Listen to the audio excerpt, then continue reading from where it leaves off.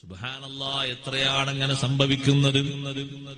ഉപ്പമാരോട് ഉമ്മമാരോട് വളരെ ജാഗ്രതയിൽ വളരെയധികം ശ്രദ്ധിക്കാനാണ് അഷ്റഫുൽ ഖൽഖ് സല്ലല്ലാഹു അലൈഹി വസല്ലം തങ്ങൾ ഇതിന് പേരിട്ട് വിളിച്ചിരിക്കുന്ന പേര് തന്നെ ഉമ്മുൽ ഖബായിസ് എന്നാണ്. ഖംറിന് നബി തങ്ങൾ പേരിട്ടത് ഉമ്മുൽ ഖബായിസ് എന്നാണ്. എല്ലാ വൃത്തികേടുകളുടെയും മാതാവ് എന്നാണ് അതിന്റെ പേര്. ഇജ്തനിബൂ ഉമ്മുൽ ഖബായിസ്.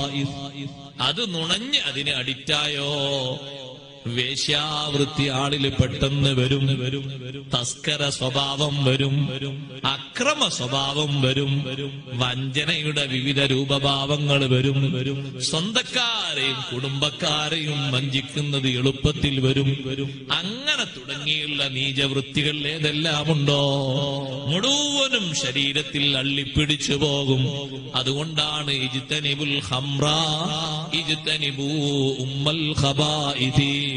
എല്ലാ വൃത്തികളുടെയും മാതാവായ ഖംറിനെ വർജിക്കണേ എന്ന് നബി സല്ലല്ലാഹു അലൈഹി വസല്ലം പ്രത്യേകം ഓർമ്മപ്പെടുത്താനുള്ള കാരണം, നിങ്ങൾ നോക്ക്, ഒരു മാസത്തിനിടയില് 2 മാസത്തിനിടയില് രാത്രി സമയത്ത് നടത്തിയ പട്രോളിങ്ങിൽ എത്രയാണ് പിടിക്കപ്പെട്ട ആളുകളെ ഒന്ന് വിലയിരുത്തി നോക്കൂ സഹോദരങ്ങളെ. ഒരു വർഷത്തെ കണക്ക് വരുമ്പോ എത്രമാത്രം വലിയ സങ്കടകരമാണ് ഉണ്ടാകുന്നത്. നിയന്ത്രിക്കേണ്ട മേഖലകൾ പൂർണ്ണമായും നിയന്ത്രിക്കണം, സൂക്ഷിക്കേണ്ട മേഖലകൾ പൂർണ്ണമായും സൂക്ഷിക്കണം. എന്തെങ്കിലും ആവശ്യത്തിന് വേണ്ടി മക്കൾക്ക് അക്കൗണ്ട് തുറന്നു വെച്ച ബാപ്പമാരുണ്ടെങ്കിൽ ആവശ്യം കഴിഞ്ഞ ഉടനെ തന്നെ ക്ലോസ് ചെയ്യണം. അല്ലെങ്കിൽ നിങ്ങളെ അക്കൗണ്ടിൽ നിന്ന് ആവശ്യമാകുന്ന രൂപത്തിൽ ഉപയോഗപ്പെടുത്തണം.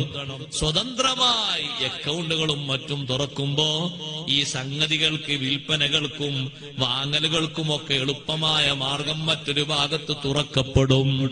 അതുകൂടി ശ്രദ്ധിക്കണം, അതുകൂടി സൂക്ഷിക്കണം. ഇപ്പെല്ലാം ഓൺലൈൻ ബിസിനസ് ആണല്ലോ. ഓൺലൈൻ ബിസിനസ് മുഖേന ഏറ്റവും കൂടുതൽ ചെലവഴിക്കപ്പെടുന്ന, ഏറ്റവും കൂടുതൽ വാങ്ങാൻ ആളുകളുള്ള പൊടിപൊടിക്കുന്ന കച്ചവടമായിട്ട് ഇത് മാറുകയാണ്. നഊദു ബില്ലാഹ്.